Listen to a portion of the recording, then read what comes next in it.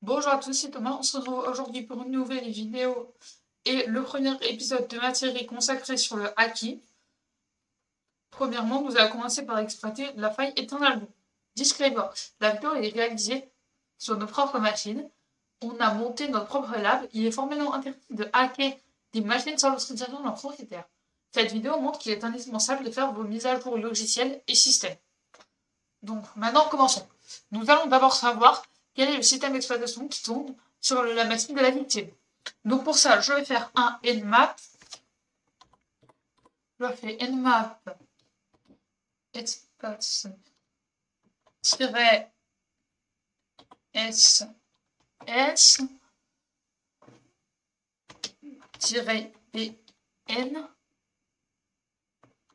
je ne plus majuscule pn moins a. Et maintenant, nous allons entrer l'IP de la machine victime. Donc, c'est 182.168.1.57.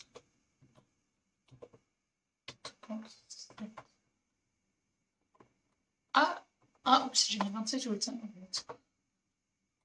Voilà. Voilà. Ok. Donc là, il y a le nmap qui est en cours. Alors en fait, il faut savoir en fait que cette faille Eternal Blue, en fait, figurez-vous en fait qu'il a été découverte quand le groupe The Shadow Brokers ont hacké la NSA. Et la NSA a eu beaucoup de difficultés parce que nombre de leurs outils cyber ont été révélés au grand public.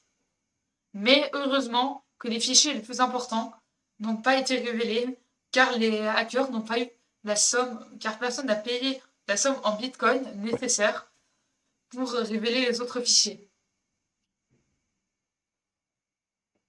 Donc là maintenant on va tranquillement attendre que les maps se finissent.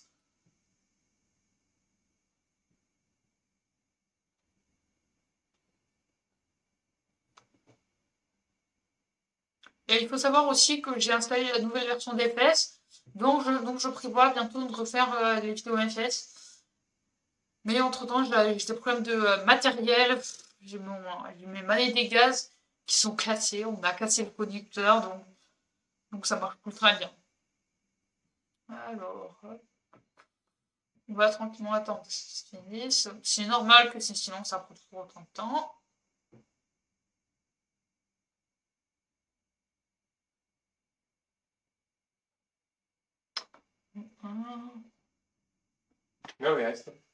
Ah, bah tiens, super. Le nmap vient de réussir. Donc là maintenant, on voit bien que l'OS que notre machine exécute, c'est Windows Server 2008.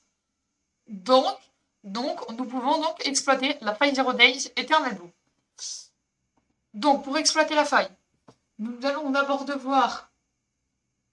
On va d'abord clear l'écran, parce que là, il y a beaucoup de choses, c'est pas facile à voir. Je fais clear. Hop, voilà, c'est beaucoup plus facile. Donc là, maintenant, nous allons lancer l'outil Metasploit pour qu'on puisse exploiter la faille.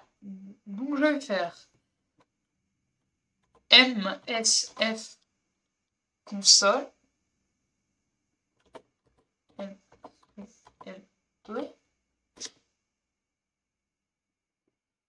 hop, pour laisser le temps à Metasploit de démarrer. Alors en fait, ça va être l'outil qui va nous permettre en fait d'exploiter la faille et de l'utiliser. Voilà, hop. Donc là, on a Metasploit qui est lancé. Donc là maintenant, on va dire à Metasploit quelle faille on veut exploiter. Donc moi, on va dire search.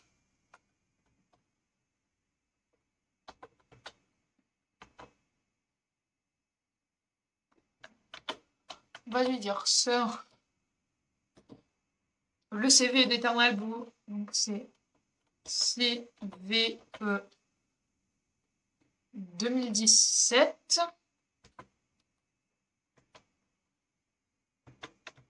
2017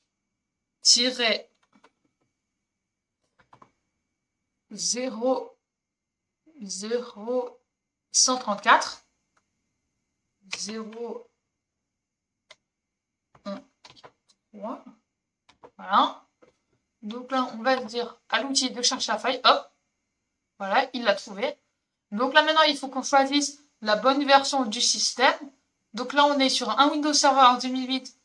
Donc on va lui dire d'utiliser le 4, use for.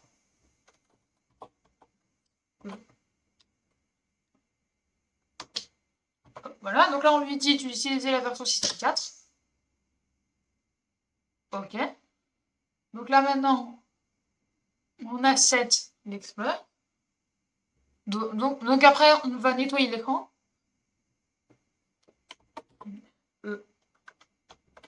R, hop, on fait un petit clear screen, hop, voilà.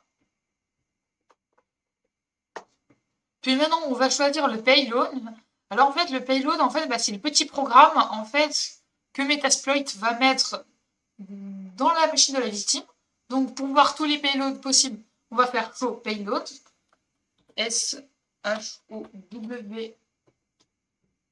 P-A-Y P-A-Y L-O-D L-O-A-D-S L-O-A-D-S. Hop, voilà. Donc là, il nous montre tous les payloads. Donc nous, le payload qui nous intéresse, c'est le 31. Donc on va lui dire set payload 31. P-A-Y-L-O-A-D-S L-O-A-D-S 31.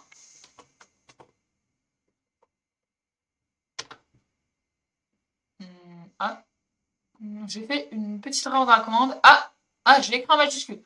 Bon, c'est pas grave.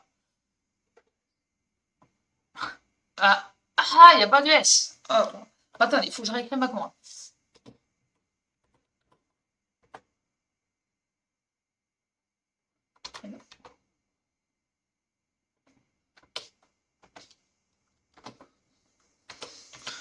On voit bien que je ne suis pas du tout un expert dans le code. Voilà, ça a fonctionné. Donc là maintenant, nous allons configurer l'attaque. Donc nous allons faire un show option. S-H-O-W-N.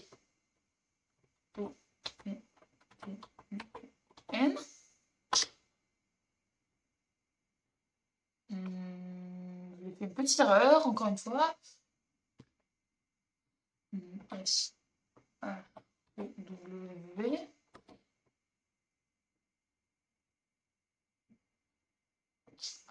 Flow.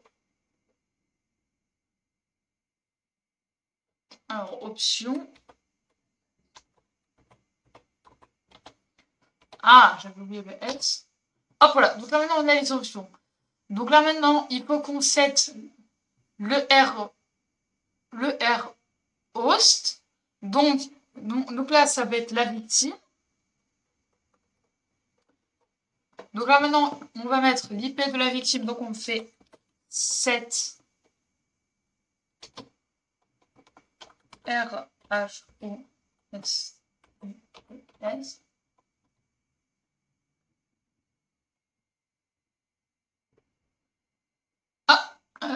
J'ai fait une petite faute, j'ai mis un E en trop. Forcément, il faut que je sois en majuscule. Comme vous l'avez probablement, je ne suis pas très fort en ligne de code. 182.168.1.57. Hop, voilà. Donc là maintenant, il a mis le R host. Donc maintenant, on peut lancer l'attaque avec la commande run. Hop, voilà. Donc là, l'attaque est en train de s'exécuter. On va voir si l'attaque va réussir ou non. On attend tranquillement. Oh, super, win, l'attaque a réussi. Alors là maintenant, on est dans la machine distante. La faille a bien fonctionné. Donc là maintenant, pour le prouver, je vais montrer l'écran de la VR. Donc là, je fais screen share maintenant. S R S. Ah, non. S. C. S-C-R-E-N. N. Il y a 2 E.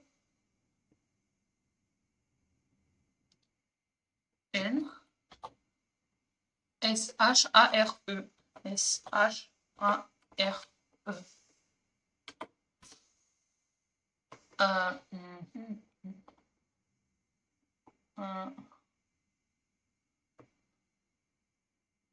Ah, pardonnez-moi cette erreur de frappe.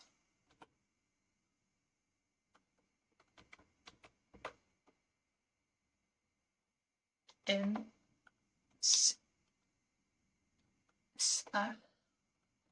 S-H-A-R-E. A-R-E.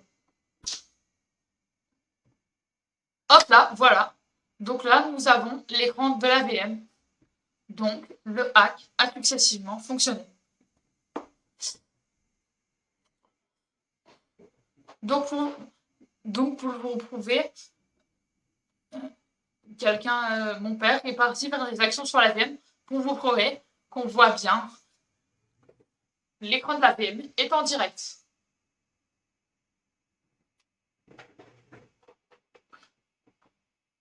Hop, voilà, là, je fais des choses.